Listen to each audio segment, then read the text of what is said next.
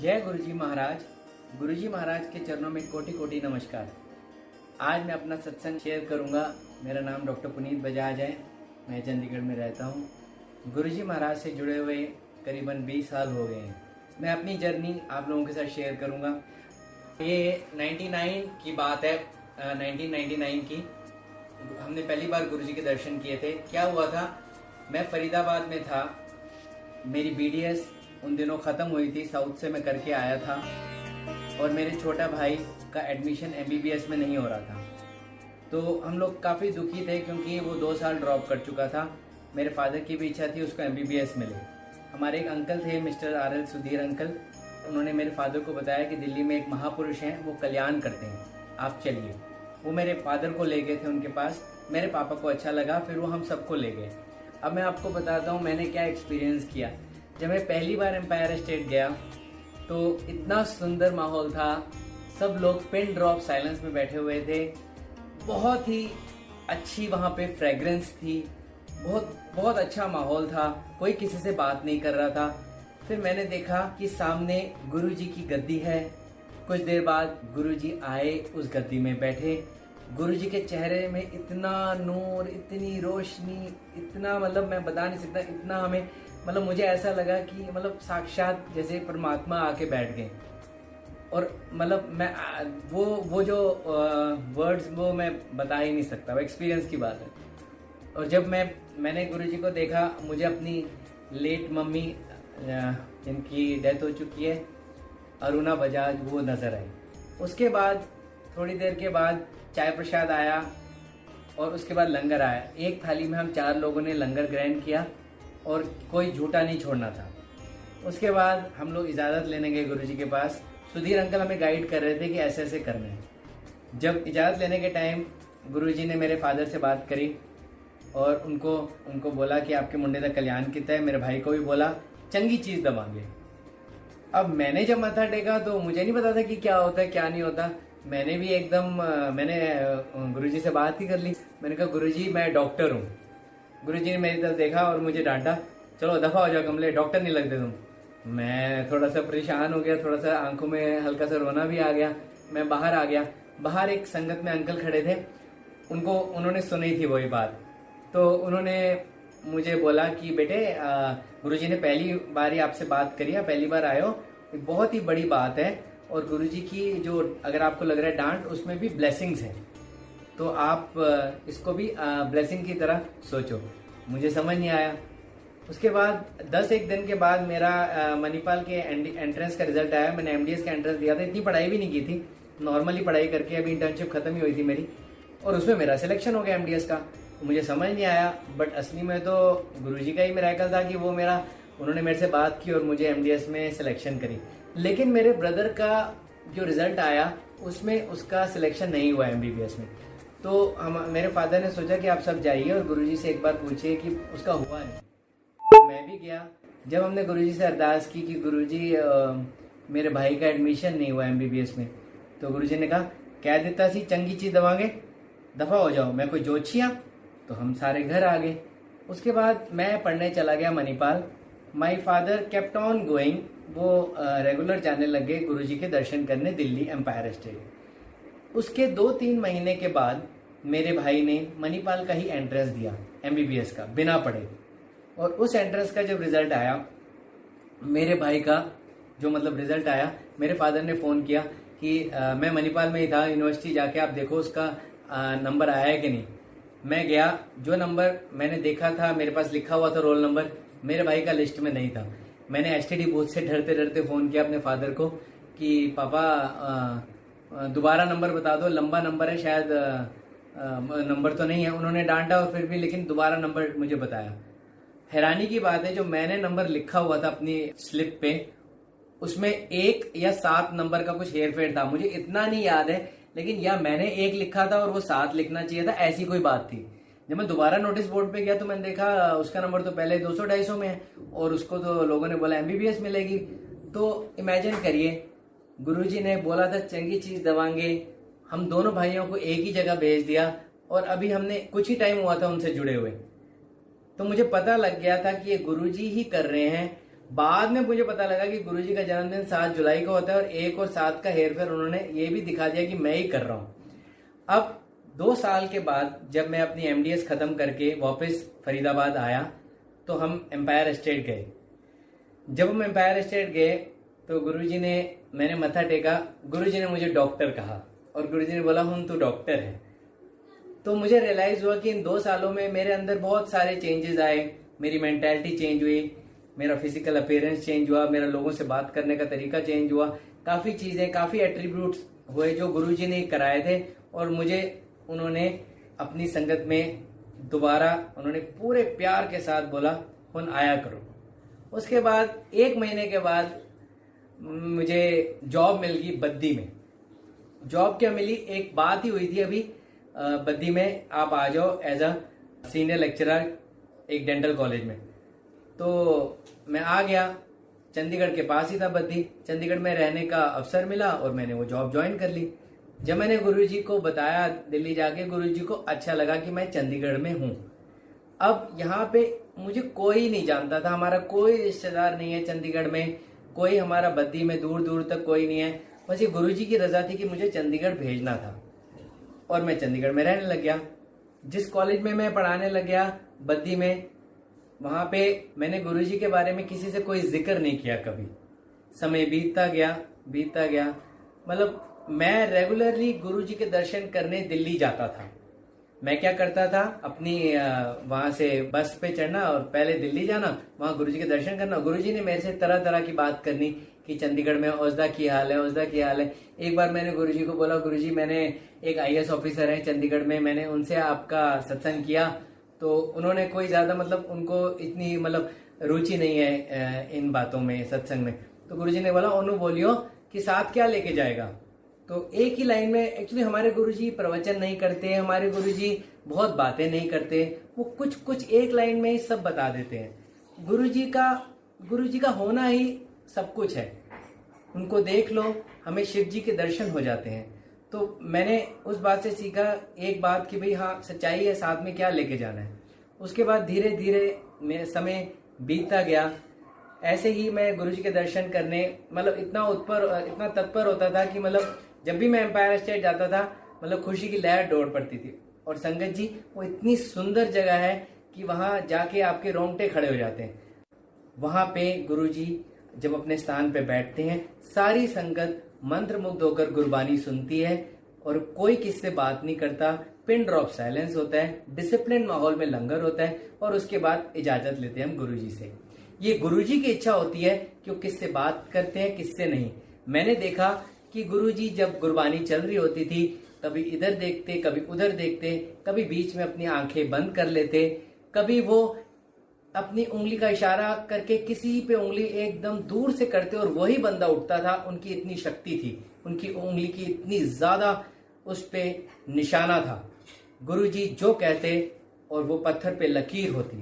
मैंने धीरे धीरे देखा वहां लोगों के कैंसर ठीक हो रहे हैं, लोगों की डायबिटीज ठीक हो रही है, जिनके बच्चा नहीं है उनको औलाद मिल रही है, शादी हो रही है। इतने मिरेकल्स देखे गुरुजी के, मेरे मतलब मैं बता नहीं सकता। ल्यूकीमियाज ट्रीट होते हुए देखे एज अ डेंटिस्ट। मुझे जो लगता था असंभव कि ये बीमारियां भी मतलब ठीक हो सकती हैं। मैंने वहां बड़े बड़े डॉक्टर्स को देखा, एम्स के डायरेक्टर्स को देखा, PGI के डॉक्टर्स को देखा, मैंने टॉप के डॉक्टर्स को देखा, मतलब सारे जितने इंडिया के एजुकेटेड टॉप के लोग मैं देखता था।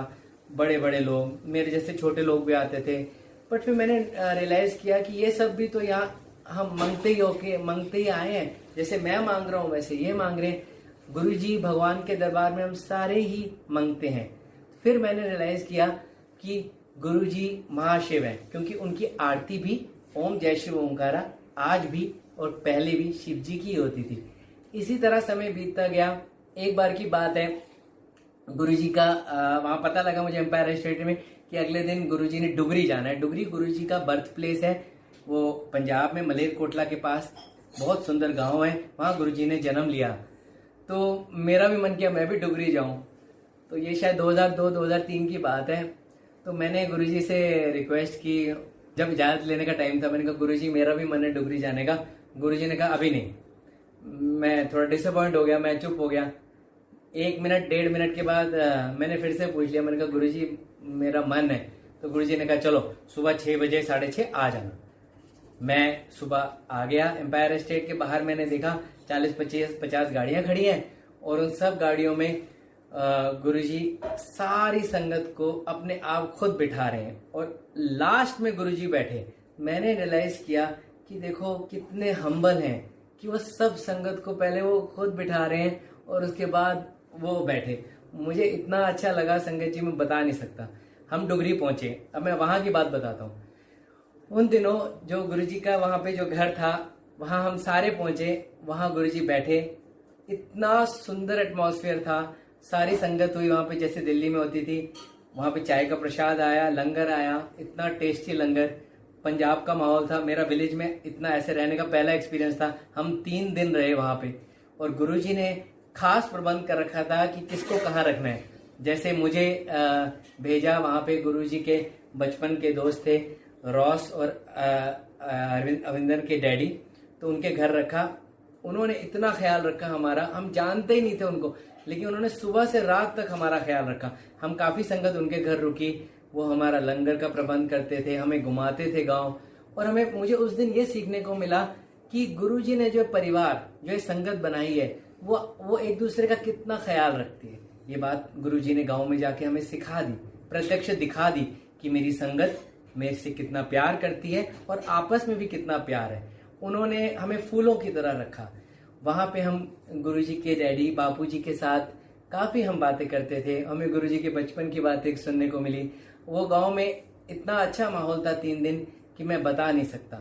और रोज डेली शाम को वहां सत्संग होता था और गुरुजी अपनी वहां पे भी गद्दी पे बैठते थे। 3 दिन के बाद हम वापस आ गए।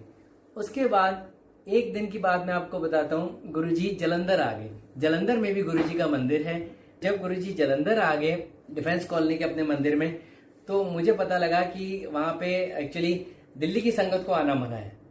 बट मैं तो चंडीगढ़ में था, तो मैं अपना चंडीगढ़ से बस ली और जलंधर आ गया एड्रेस पूछते पूछते।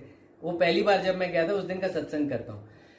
तो जब मैं गया, बैग लेकर गया था तो मैं गया, मैंने देखा दोपहर के टाइम में थोड़ा जल्दी पहुंच गया था 3-1 बजे। जब मैंने देखा वहां पे कि भाई वहां पे तो लॉक लगा हुआ है और वहां पे एक बहुत दरवाजा है, बड़ा दरवाजा है, बाहर लॉक लगा हुआ है, लोहे का दरवाजा है। अब मैंने कहा अब मैं क्या करूं, घंटी भी नहीं थी।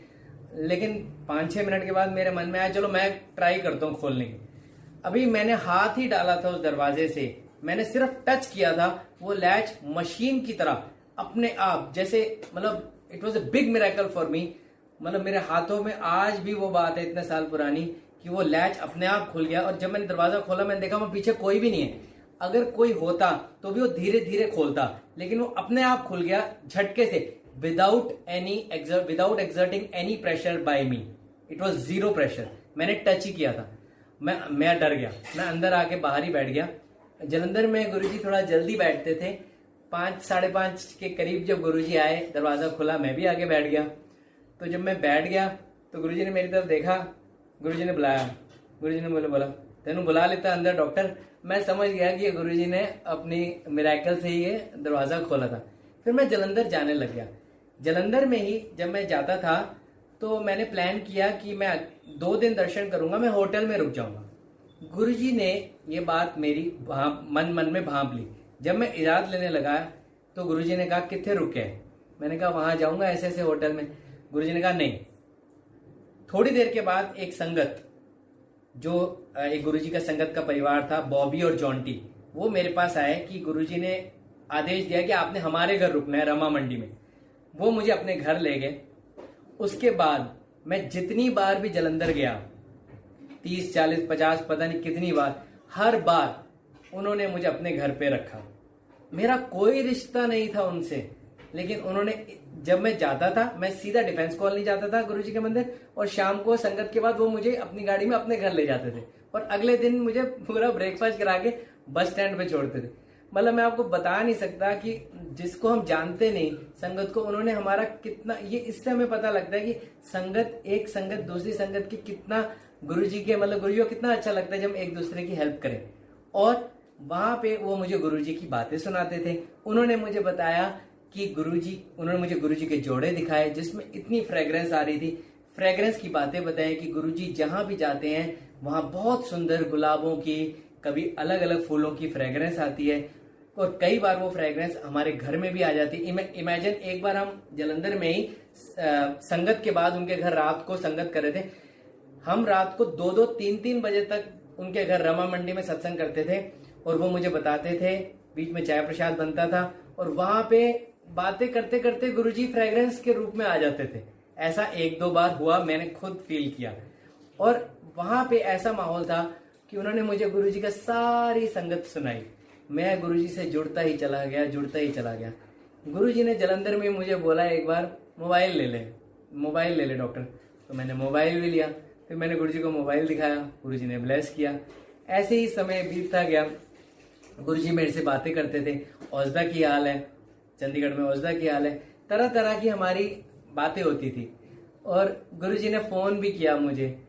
जब गुरुजी का फोन आया एक बार, उन्होंने एक बार मुझसे डुगरी के बारे में, फिर हम डुगरी गांव भी गए, गुरुजी के कुछ बारे में पूछा, गांव के बारे में कोई बात की। और जब गुरुजी का फोन आया तो फोन उठाने गुरुजी की आवाज इतनी ज्यादा, मतलब मेरे कानों में आज तक गूंजती है। मेरा हाथ से फोन ही गिरने वाला था। तो गुरुजी की बात करते ही अलग ही, मतलब मन में खुशी दौड़ पड़ती है। इसी तरह संगत जी आगे आगे मैं आपको बताऊंगा कि जिस कॉलेज में मैं पढ़ाता था उस कॉलेज के जो मालिक थे मिस्टर राजकुमार भोजिया, उन्होंने इच्छा जाहिर की गुरुजी के दर्शन करने की, क्योंकि उनकी मिसेस की तबीयत खराब थी, आंटी की। तो मैं उनको जलंधर ले गया, उनकी गाड़ी में हम गए जलंधर। वहां जब हम गए तो गुरुजी ने मुझे बोला, तेरा मालिक चंगा है, इन्हें बड़ी मुश्किल से राइज किया, बड़ी मेहनत की है। फिर गुरुजी ने ब्लेस किया और आंटी की तबीयत धीरे धीरे ठीक होती गई। गुरुजी की इतनी कृपा है उन पे आज भी। उसके बाद मैंने अपने गुरुजी का जिक्र कॉलेज में डॉक्टर बलजीत सर से किया। उनको, वो थोड़े रिलीजियस माइंडेड हैं, तो उनको बहुत अच्छा लगा। लेकिन ये मैंने काफी लेट किया, शुरू के 2-3 साल नहीं किया। उसके बाद वो मेरे साथ दिल्ली गुरुजी के मंदिर गए, एम्पायर स्टेट। गुरुजी ने उनके बारे में उनसे पूछा, उनकी क्लिनिक के बारे में, और उनसे काफी देर बात की और उन पे भी गुरुजी की कृपा आज तक है। समय बीतता गया। ये बात अब मैं आपको बताऊंगा 2005 की। 2005 में मेरे कॉलेज के ओनर ने, मिस्टर राजकुमार जी ने इच्छा जाहिर की कि हम गुरुजी को कॉलेज में इनवाइट करते हैं। तो मैं और भाऊजी हम दिल्ली पहुंचे, वहां पे एम्पायर स्टेट में गए। हमने गुरुजी से बात करी, गुरुजी ने कहा बताएंगे। गुरुजी बैठे, थोड़ी देर बाद गुरुजी ने बताया मैं आऊंगा 11 अप्रैल मंडे 2005 को मैं आऊंगा। आप लोग कार्ड बना लो, संगत को दे दो चंडीगढ़ में। और गुरुजी ने आदेश दिया कि जो लंगर बनाओगे उसमें बहुता नहीं बनाना, एक सब्जी, एक दाल ते फुल्का ते एक मोटा लड्डू, बड़ा लड्डू। यही किया। एक इसी संदर्भ में एक बात बताऊंगा, जब मैंने कार्ड बनाया तो कार्ड की एक सॉफ्ट कॉपी, मतलब एक रफ कॉपी में गुरुजी को दिखाने गया दिल्ली। उस कार्ड में मैंने जय गुरुजी लिखा था। तो गुरुजी ने कहा इसमें महाराज ऐड कर दो, जय गुरुजी महाराज। तब से मैंने जय गुरुजी महाराज बोलता हूँ। तो गुरुजी ने आदेश दिया और फिर मैंने वो कार्ड में जय गुरुजी महाराज लिख दिया। और उसके बाद जब मैं वापस वहां आया तो मैंने कॉलेज में जिक्र किया कि हमारे गुरुजी आने वाले हैं। किसी को नहीं पता था, सब मेरे से पूछने लगे गुरुजी आएंगे, इनॉग्रेशन करेंगे यहाँ पे। गुरुजी एक वहां पे हॉस्पिटल का इनॉग्रेशन करना था गुरुजी ने। गुरुजी वहाँ क्या प्रवचन करते हैं, गुरुजी क्या बोलते हैं, उन सब ने मेरे से तरह तरह के सवाल करने लगे जो बाकी डॉक्टर्स हैं। लेकिन मैंने उनको सबको यही बोला कि गुरुजी प्रवचन नहीं करते, गुरुजी भगवान हैं, गुरुजी शिव जी हैं, गुरुजी आ रहे हैं, ये बहुत बड़ी बात है। और गुरुजी के अंदर ही शिव जी बसते हैं, तो आप उनके पास आ जाओगे, उनसे ब्लेसिंग मिल जाएगी। हमारे कॉलेज में मिस्टर गौतम हैं जो गुरुजी से आज बहुत ही ज्यादा, मैं कहूँगा मेरे से भी बहुत ज्यादा जुड़े हुए हैं। वो सिविल इंजीनियर हैं, उन्होंने कॉलेज का निर्माण किया था। उन्होंने मेरे से पूछा एक दिन जब गुरुजी आने वाले थे कि डॉक्टर साहब गुरुजी के बारे में कुछ बताओ। मैंने उनको बताया गौतम जी बस गुरुजी के साथ साथ चलना, उनके अंदर से रेज निकलती है और आपका कल्याण होगा। और प्रवचन नहीं करते गुरुजी, बस वो ब्लेसिंग्स, आपको ब्लेसिंग्स अपने आप ही मिल जाएंगी, वो भगवान है। किसी को समझ नहीं आया कि होगा क्या। 11 अप्रैल 2005 का वो दिन मंडे आया, सुबह 11 साढ़े 11 गुरुजी आए। इतने सुंदर लग रहे थे गुरुजी। गुरुजी ने सारे कॉलेज का चक्कर लगाया बद्दी में और एक एक डिपार्टमेंट देखा। डिपार्टमेंट देखने के बाद गुरुजी ने उस एरिया का इनॉग्रेशन किया। इनॉग्रेशन करने के बाद गुरुजी अपनी गद्दी पे विराजमान हुए। उन दिनों डॉक्टर शालिनी थे, उनको गुरुजी के बारे में पता था और उनकी फ्रेंड भी जाते थे और मैंने भी उनसे संगत की हुई थी। और डॉक्टर शालिनी भी एम्पायर स्टेट जाते थे गुरुजी के दर्शन करने, वो भी हमारे कॉलेज में लेक्चरर थे। तो डॉक्टर शालिनी और मैंने मिलके काफ़ी वहाँ पे अरेंजमेंट्स जिसे कहते हैं थोड़े मोड़े करे जितने हम कर सकते थे, और लंगर में और जो भी हमें पता था वो गुरुजी के लिए। लेकिन गुरुजी ने सिर्फ चाय का प्रसाद लिया और सबको बड़े बड़े बड़े लड्डू बांटे और लंगर किया लोगों ने। उस लड्डू की इतनी विशेषता है कि 6-6 महीने तक वो लड्डू खराब नहीं हुआ संगत जी। उसका कुछ कुछ अंश मैंने खुद ने काफी 6-7 महीने तक अपने ड्रॉर में रखे और उसमें वही ताजापन देखा। गुरुजी के हाथ से दिया हो तो खराब कैसे होना था, वो तो भगवान है। उसके बाद 2005 के बाद धीरे धीरे 2005 में ही मई के महीने में गौतम जी ने इच्छा की कि हम सब एम्पायर स्टेट चलते हैं। तो हम कुछ डॉक्टर्स हम सब गए दिल्ली एम्पायर स्टेट। सबको बहुत अच्छा लगा। सबको इतना अच्छा लगा कि उन्होंने कहा ये तो जन्नत है। गुरुजी के पास आ गए। यहाँ तो मतलब this was very different feeling for everyone, क्योंकि इतना डिसिप्लिन्ड एटमॉस्फेयर, इतना सुंदर एटमॉस्फेयर किसी ने नहीं देखा था। मैंने गुरुजी को बताया ये गौतम जी हैं। गुरुजी ने सबके बारे में मेरे से पूछा और सबको देखा। गुरुजी ने कहा बद्दी दे डॉक्टर। मैं अपना अगला सत्संग करूंगा, मेरी शादी से रिलेटेड है। क्या हुआ कि मेरे फादर के एक पेशेंट हैं मिस्टर कालिया फरीदाबाद में, वो आए। उन्होंने उनके रिलेटिव हैं जो मेरी फ्यूचर वाइफ बनी, उनकी फोटोग्राफ दिखाई मेरे पापा को कि आपके बेटे के लिए ऐसे ऐसे रिश्ता। तो उसके बाद पापा ने मुझे दिखाई, मुझे भी पसंद आई। लेकिन हमने सोचा कि जब गुरुजी हाँ करेंगे तो हाँ है, गुरुजी से पूछेंगे। हम फोटो लेके गुरुजी के पास गए एम्पायर स्टेट। गुरुजी सेट्टी पे बैठे हुए थे। एम्पायर स्टेट अगर आप लोगों को मैं थोड़ा सा बताऊं, एम्पायर स्टेट जैसे ही हम एंटर करते हैं एक वुडन कैबिनेट जिसको हम सेट्टी कह देते हैं, वो एक वुडन कैबिनेट है। कई बार गुरुजी उस पे आके मतलब अपनी चेयर पे आने के पहले, अपनी गद्दी पे आने से पहले गुरुजी कई बार अर्ली टाइम जैसे 7-1 बजे कई बार वहां बैठ जाते थे कैजुअल्स में, शर्ट ट्राउजर में, स्पोर्ट्स शूज पहने हुए थे। गुरुजी बहुत सुंदर लगते हैं। उसके बाद जब गुरुजी बैठे हुए थे, वहीं पे बैठे हुए थे, तो हमने गुरुजी को वो फोटो दिखाई। तो गुरुजी ने फोटो उल्टी देखी। उल्टी देख के गुरुजी ने बोला, ए डॉक्टर ये ब्राह्मणों की कुड़ी कितो फंसा लेती। हमने गुरुजी को कुछ नहीं बताया था कि मेरी मिसेज एक ब्राह्मण फैमिली से हैं। गुरुजी ने अपने आप ही बोला और गुरुजी ने हवा में जोर से फोटो फेंक दी। हमें लगा पता नहीं अब क्या बोलेंगे गुरुजी। गुरुजी ने कहा कुड़ी चंगी तो लड़की रेडी बहुत चंगे, जल्दी ब्याह कराओ। तो गुरुजी की यस होगी, कोई हमने कुंडली नहीं मिलाई, सब कुछ हो गया। हमने उनको भी बता दिया, उनकी तरफ से भी यस। तो इस तरह हमारी शादी तय होगी। अब शादी से पहले इस जो मैंने अभी आपको सत्संग किया ये जुलाई 2005 का है। 31 जुलाई 2005 की रात को मैं दिल्ली से अकेला जैन पे आ रहा था। मेरे पास जैन गाड़ी थी। मैं अपनी फ्यूचर वाइफ से मिलने गया था गुड़गांव। मैं रात को अकेला वापस आ रहा था। 1-1:30 बजे का टाइम था। मैं वापस जब चंडीगढ़ आ रहा था, डेराबस्सी जब क्रॉस किया मैंने, गाड़ी काफी स्पीड पे भी थी। मैंने उससे पहले थोड़ी देर पहले कैसेट लगा ली थी गुरुजी के भजनों की, जो गुरुजी के यहाँ गुरबानी लगती थी। थोड़ी देर के मुझे पता नहीं मेरी नींद लग गई। गाड़ी कितनी स्पीड पे थी मुझे पता नहीं। जब मेरी नींद खुली मेरी गाड़ी टूट चुकी थी। It was a terrible accident.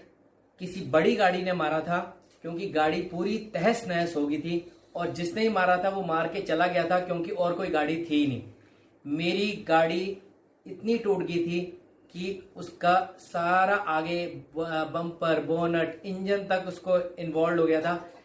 गाड़ी के एक टायर बाहर आ गया था, बाकी उसके दरवाजा टूट गया था और जहां हम एक्सीलेटर दबाते हैं वो फ्लोर में क्रैक आ गया था। गाड़ी टंबल हुई है, रोटेट हुई है और रोड की दूसरी साइड पे पहुंची है। वो सिंगल रोड थी उन दिनों और साथ में एक खड्ड भी था काफी गहरा, और वहीं पे आके रुक गई और छत भी डैमेज हुई। कैन यू इमेजिन, गाड़ी का फ्लोर भी डैमेज है और छत भी डैमेज है और मैं अकेला चला रहा हूं। मैं सो गया, 100 की स्पीड होगी और मैं बाहर निकला हूं और मुझे खून का एक ड्रॉप भी नहीं निकला। बंदा तो खत्म ही हो सकता है इतना एक्सीडेंट के बाद। मुझे खून का एक कतरा भी नहीं निकला, कोई चोट नहीं लगी, कुछ भी नहीं। वहां पे पुलिस आई, उन्होंने देखी गाड़ी, उन्होंने सब मुआयना किया, उन्होंने कहा ये तो बहुत मेजर है, पता नहीं बंदा बच कैसे गया। बट मैंने कहा ये तो हमारे गुरुजी की कृपा है जो बच गए। कभी कभी जब मैं ध्यान से सोचता हूँ उस दिन की बात, जब मैं लिख रहा था तो मुझे याद आया कि वहां मुझे गुरुजी की फ्रेग्रेंस भी आई थी, जो कई बार मैं बताना भी भूल जाता हूँ, लेकिन मुझे याद है।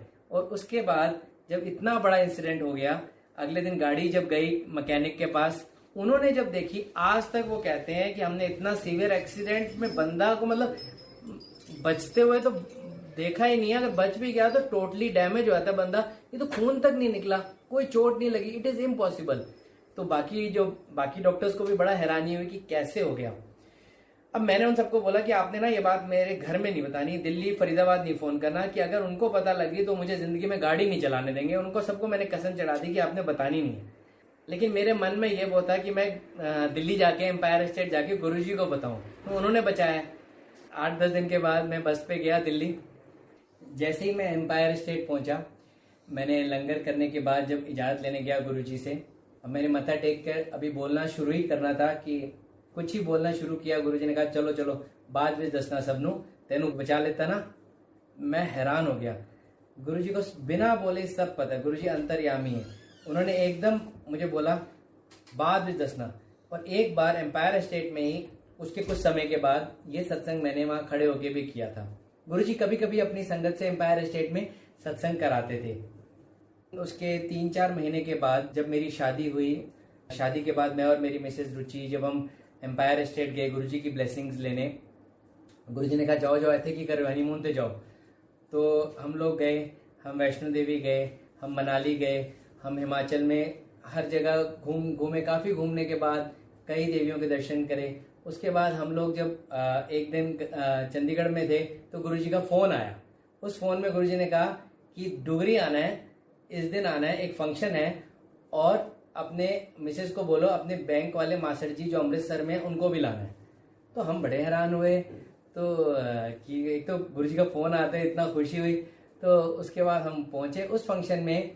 मेरी मिसेज ने बहुत डांस किया, और डांस करने के बाद जब इजाजत लेने का टाइम आया तो गुरुजी के पास साथ में एक आंटी बैठे हुए थे। उन आंटी को गुरुजी ने बोला मेरी मिसेज की तरफ इशारा करते हुए कि इनू मुंडा होएगा अगले साल।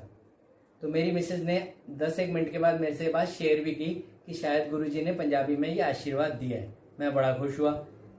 उसके 2-1 महीने के बाद शिवरात्रि के टाइम बड़े मंदिर में गुरुजी ने मेरी मिसेज को ये आशीर्वाद दिया कि मुंडा देता है तेरे। उसके कुछ टाइम के बाद धीरे धीरे कॉलेज में, जिस कॉलेज में मैं पढ़ाता हूँ, उसमें गुरुजी की संगत होने लगी, बातें होने लगी। एक दिन डॉक्टर यशपाल उन्होंने बोला कि हम इधर उधर की बातें करते हैं लंच टाइम में या इधर टाइम में, हम क्यों ना एक छोटी सी जगह बैठ जाते हैं जहां हम गुरुजी के बारे में बातें करते हैं। उन्हीं के कमरे में हमने बैठ के हमने सोचा गुरुजी की बात कर लेंगे, एक फोटोग्राफ लगा लेंगे। लेकिन धीरे धीरे कुछ ही दिन बाद हमने सोचा कि हम क्यों ना एक गुरुजी की फोटो बड़ी करा के गुरुजी से ब्लेस करा लेते हैं और वो फोटो लगा देंगे, इस कमरे को मंदिर ही बना देते हैं। तो हम लोगों ने सोचा, हम वो फोटो लेकर दिल्ली गए। गुरुजी ने उस दिन बहुत खुशी जाहिर की और गुरुजी के साथ एक संगत बैठी थी, गुरुजी ने उनको भी बोला कि ये डॉक्टर मेरा मंदिर बना रहे हैं बद्दी विच। और इसके बाद जब हम वापस आए, उसमें फोटो का एक सत्संग शेयर करूंगा। उस फोटो पे गुरुजी ने अपने सिग्नेचर किए और उस पर लिखा था कि ब्लेसिंग ऑलवेज बद्दी कॉलेज। उसके बाद जब मैं वो फोटोग्राफ लेकर गया स्टूडियो फ्रेम कराने के लिए, उन्होंने काफी पैसे मांगे। तो मैंने बार्गेनिंग भी की, लेकिन उन्होंने 1 रुपया भी कम करने से मना कर दिया। तो मैंने गौतम जी को फोन किया, उन्होंने बोला चलो जो भी है करा लो। तो मैंने उनको फ्रेम करने के लिए फोटोग्राफ दी। वो बहुत अच्छे फ्रेम करते थे। कुछ दिनों के बाद उनका फोन आया कि फोटोग्राफ आप ले जाइए, फ्रेम हो गई है, मेरे घर से ले जाइए। मैं अगले दिन घर पहुंचा जिस दिन उन्होंने फोन किया था। उन्होंने मुझे फोटोग्राफ दी बड़ी इज्जत के साथ, और मैंने उन्हें पैसे देने चाहे, उन्होंने कहा नहीं, मैंने कुछ नहीं लेना। जो इंसान बार्गेनिंग तक नहीं कर रहा था, कुछ भी कम नहीं कर रहा था, उस इंसान ने बोला कि मुझे आप कुछ पैसे मत दो। मैंने कहा क्या हो गया, बता दो। कह रहे मैं बताऊंगा नहीं, मेरे साथ बहुत बड़ा मिरेकल हुआ है, रात को मैं आपको बता नहीं सकता डॉक्टर साहब क्या क्या हुआ है।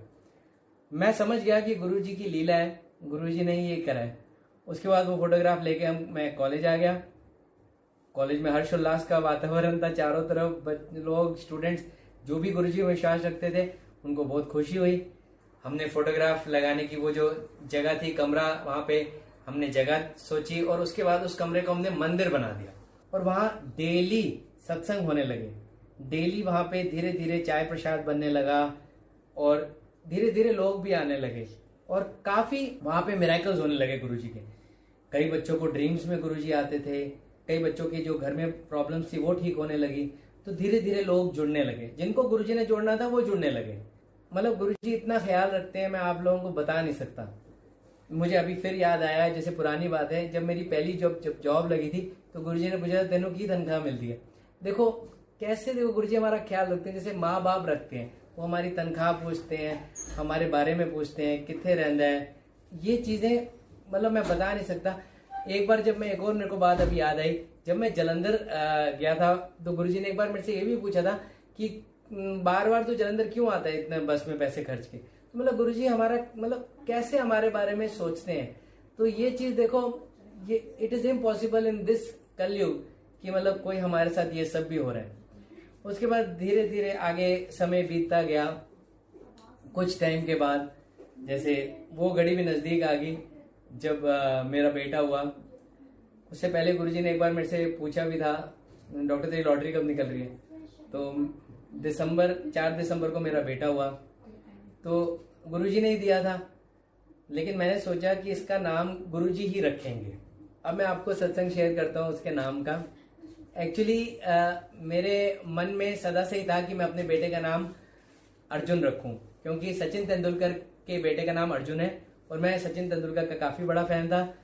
तो मेरे मन में था, लेकिन मैं ये भी सोच रहा था कि जो नाम गुरुजी रखेंगे हम वही रखेंगे, हम खुद नहीं सोचेंगे। और मैं एक और बात शेयर करूंगा कि मैंने पर्सनली सचिन तेंदुलकर को गुरुजी के 5-6 बार स्वरूप दिए हुए हैं। एक बार लाइट ऑफ डिविनिटी किताब भी ताज होटल चंडीगढ़ में जाके उसको दी हुई है। ये गुरुजी के ही मिरेकल है, कृपा है, किस तरह मुझे सचिन से मिलवाया और 5-6 बार स्वरूप दिलाया। मैंने सत्संग भी किया उसके कमरे में, गुरुजी ने करवाया।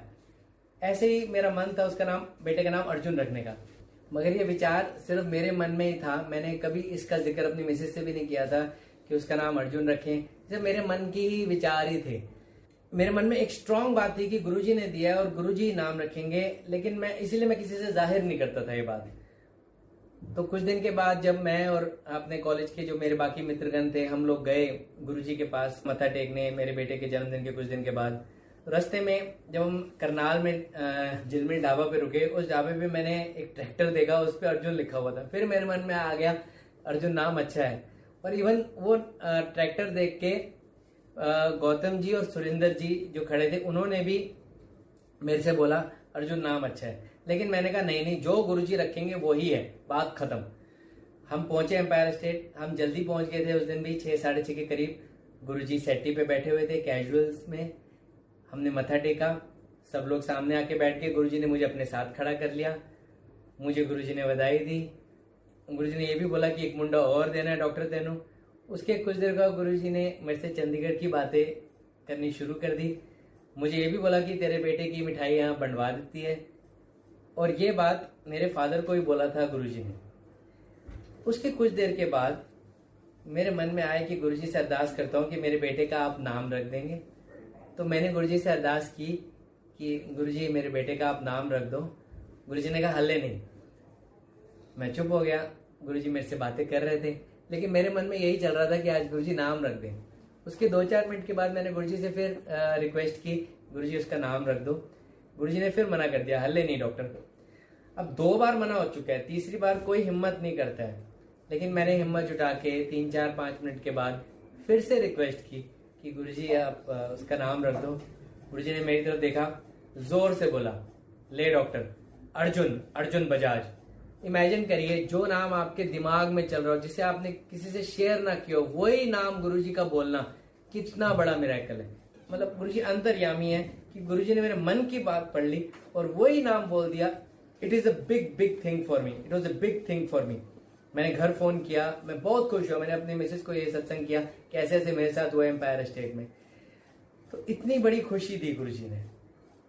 अब दिसंबर में ही क्रिसमस का दिन था, गुरुजी सोही बैंक्वेट जीरकपुर आए एक शादी पर। दोपहर का टाइम था, उस शादी पे हमने सेवा करी थी। हम लोग सारी दोपहर को वहाँ गुरुजी से आने से पहले सेवा कर रहे थे, कुछ कॉलेज के स्टाफ और स्टूडेंट्स मिलकर। और उसके बाद जब गुरुजी आए, उस शादी में मेरे कॉलेज के ओनर भी आए थे। तो जब गुरुजी बैठे, बहुत ही प्यारा वहाँ सजा हुआ था दरबार, तो सबने मत्था टेका गुरुजी का। और वहाँ गुरुजी से मेरे कॉलेज के ओनर ने अरदास की कि आप गुरुजी आज फिर कॉलेज आइए।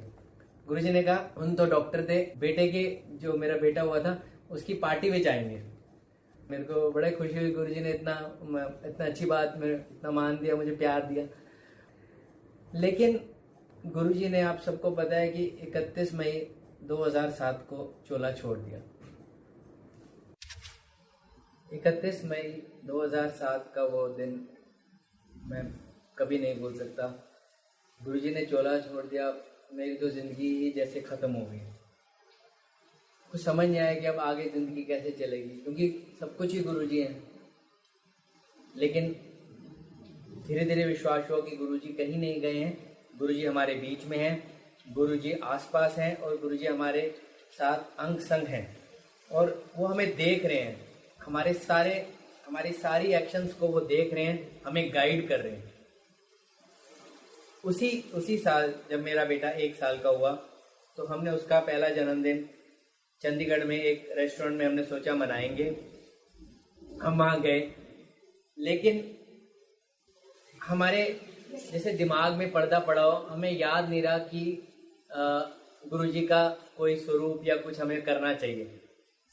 अभी हम पहुंचे ही थे वहाँ, डॉक्टर विपिन ने बोला क्या आपने गुरुजी का कोई स्वरूप नहीं लाया यहाँ?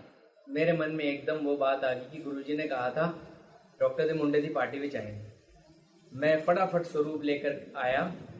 वहाँ पे जहाँ पे बर्थडे पार्टी होनी थी, वहाँ पे एक सुंदर से स्थान पे थोड़ा एलिवेटेड, थोड़ा ऊंचा करके गुरुजी का स्वरूप लगाया, फूल लेकर आया, सजाया और फिर पार्टी शुरू हुई। जब पार्टी खत्म हुई तो हमने देखा कि मेरा बेटा अर्जुन जो भी 1 साल का हुआ था, उसके हाथ में जो उसका एक नजर बट्टू जिसको कहते हैं, वो है ही नहीं। अब समझ ही नहीं आया, वो हमें मिला ही नहीं। बट जब हम स्वरूप के आगे के फूल जब जाते हुए इकट्ठे कर रहे थे, वो नजर बट्टू गुरुजी के स्वरूप के आगे फूलों में था। हमें समझ नहीं आया, अर्जुन तो इतनी ऊपर जा ही नहीं सकता, वो तो काफी ऊंचा था, ये कैसे आ गया? तब मुझे समझ आया कि यहाँ जरूर गुरुजी आए हैं और उन्होंने अर्जुन का हाथ पकड़ा है और गुरुजी ने अपनी प्रेजेंस शो की। अगले दिन मुझे कॉलेज में डॉक्टर बलजीत सर ने कहा कि मैं रात को सपने में गुरुजी आए और उन्होंने लाल चोला पहना हुआ था और मतलब तेरे बेटे की पार्टी में थे गुरुजी। ये उनको ड्रीम आया गुरुजी का। मुझे बहुत खुशी आई कि गुरुजी आए हैं, मेरे बेटे को ब्लेस करके गए। उन्होंने बोला था मैं आऊंगा, मैं आया हूँ। थोड़ी देर के बाद उसी दिन दोपहर के टाइम हमारे कॉलेज में एक आंटी काम करते हैं, उर्मिला आंटी।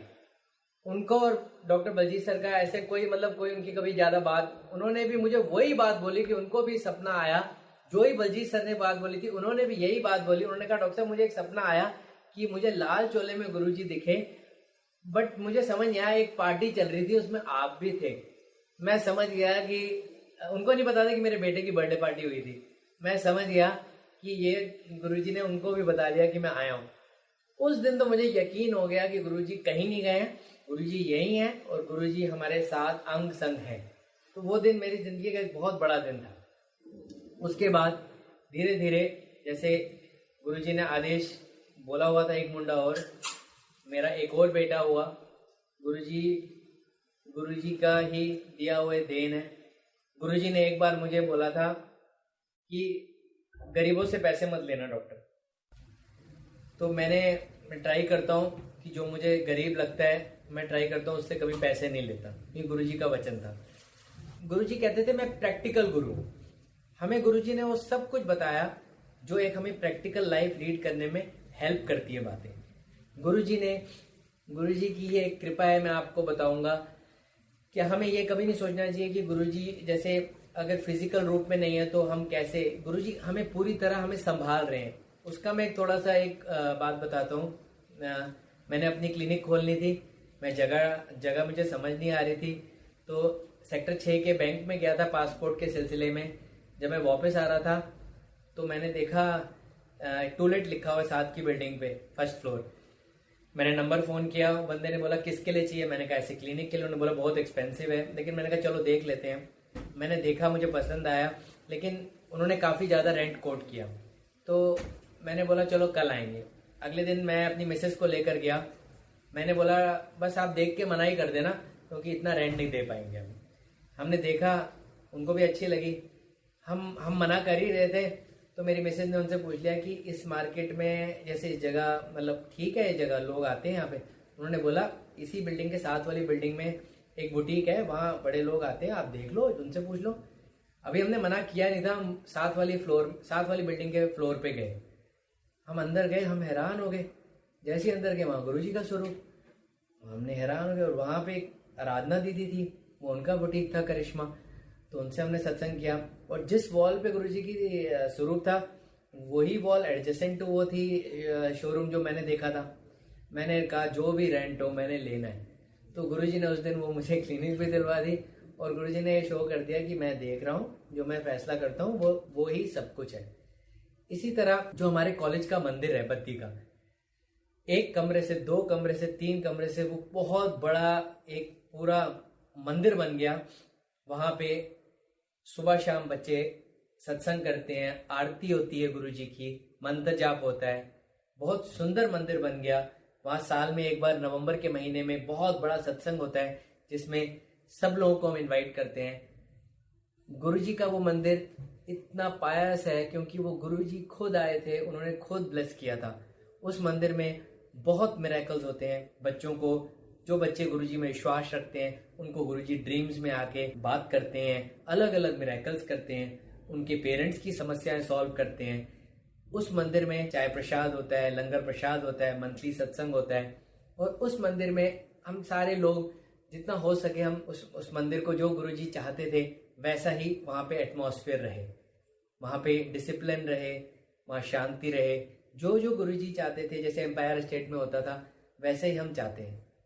मैं इस सबसे यही रिक्वेस्ट करता हूँ कि जो जो गुरुजी ने बोला हुआ है, जैसे बंदा बनो, गुरुजी कहते हैं चंगे काम करो, बंदे बनो, तो वो सब लोग हम वही फॉलो करें अपनी जिंदगी में। मतलब हम अच्छे काम करने की कोशिश करें, बहुत जरूरी है, बंदा बनना बहुत जरूरी है।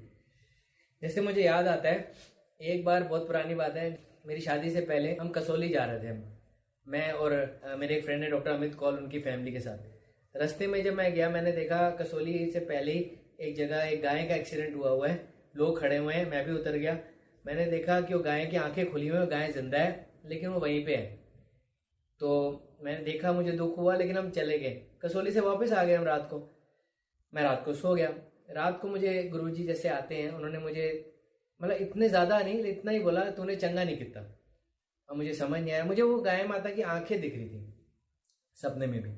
मैं सुबह उठा, मैंने अपनी गाड़ी स्टार्ट की, और मैं उसी कसौली के पास वाली जगह पहुंच गया। वहाँ मैंने देखा वो गाय अभी तक थी और जिंदा थी। तो गुरुजी की कृपा से मैंने कुछ लोगों से मदद मांग के, कुछ गाड़ी रुकवा के, रस्सी से वो गाय को चंडीगढ़ ले आए, और वहाँ पे उसका जितना इलाज हो सकता था जो ट्राई किया। तो ऐसे ही गुरुजी हमें अच्छे काम करने की प्रेरणा देते हैं, हमसे अच्छे काम करवाते हैं। और अगर हमसे कोई, क्योंकि हम इंसान हैं, हमसे गलतियां भी बहुत होती हैं, तो हमारी गलतियों को क्षमा भी करते हैं। और गलतियां, क्योंकि हम इंसान हैं, हम गलतियां आगे भी करते रहेंगे। तो हम गुरुजी से अरदास करते हैं कि हमें हमारी गलतियों को क्षमा करना, क्योंकि अनजाने में या जान के भी हमसे गलती हो सकती है, क्योंकि हम सेल्फिश भी हो सकते हैं, हम मेटलिस्टिक भी हो सकते हैं। गुरुजी हमें हमेशा माफ़ करना। बस मैं सबसे यही गुजारिश करूँगा कि गुरुजी शिवजी हैं, गुरुजी भगवान हैं। अगर आपने गुरुजी का दामन, गुरुजी का हाथ थाम लिया है, तो उसको छोड़ना मत। क्योंकि एक संगत ने मुझे बोला था बहुत पहले कि बहुत आसान है गुरुजी का हाथ छोड़ना, कभी भी छोड़ सकते हो। कोई तुम्हारे घर में दुख तकलीफ आ गई, किसी की मृत्यु हो गई, किसी को कुछ हो गया, तुम एकदम सोचोगे कि गुरुजी ये कैसे हो गया, तुम मानना बंद कर सकते हो। तो इसीलिए याद रखना, अगर पकड़ा है तो इतना टाइटली पकड़ना कि कुछ भी हो जाए हाथ को छोड़ने मत देना। क्योंकि देखिए, हम हैं तो इंसान, और हमारे कर्म है, मृत्यु लोक है, ये सबके साथ ट्रेजिडीज होनी है। अगर सुख के दिन है तो कल दुख के आएंगे, फिर सुख के आएंगे। तो अगर हम सुख में गुरु जी को प्यार कर रहे हैं तो दुख में भी प्यार करें, सुख में ही प्यार करें और दुख में ही प्यार करें। क्योंकि हमें हमेशा याद रखना है कि अल्टीमेट ट्रुथ इज गुरु जी। अगर यहाँ पे गुरु जी हैं हमारे साथ, गुरु जी अगर यहाँ पे हैं और उन्होंने हमें शिव जी के रूप में दर्शन दिए हुए हैं, तो हमारे यहाँ से जाने के बाद भी गुरु जी ही संभालेंगे हमें। इस बात को सोच के बहुत आश्वासन भी होता है कि जैसे हम सबको मृत्यु से भय होता है, बट ये सोचकर कि गुरु जी आगे भी संभालेंगे, वो डर खत्म हो जाता है। तो मैं सारी संगत से रिक्वेस्ट करूँगा कि अपना विश्वास बनाए रखें, चंगे काम करें, गुरु जी से प्यार करें, उनकी गुरबानी सुने, सत्संग में आएँ, घर पे सत्संग करें, प्यार करें गुरु जी से। अपनी डेली लाइफ में भी अपना काम करते करते एक उनको ध्यान में रख के काम करें। और कोई इतनी ऐसे मतलब जान के अनजान के इतनी ऐसी गलती ना करें जिससे आपका मुख गुरु जी के आगे शर्मसार हो जाए। क्योंकि याद रखना, अगर आपने मत्था टेकना है तो गुरु जी देख रहे होते हैं आपको। तो हमेशा गुरु जी से यही अरदास करूँगा कि हम सबको ब्लेस करना, हम सबके परिवार में खुशियाँ देना और प्यार देना। जय गुरु जी महाराज।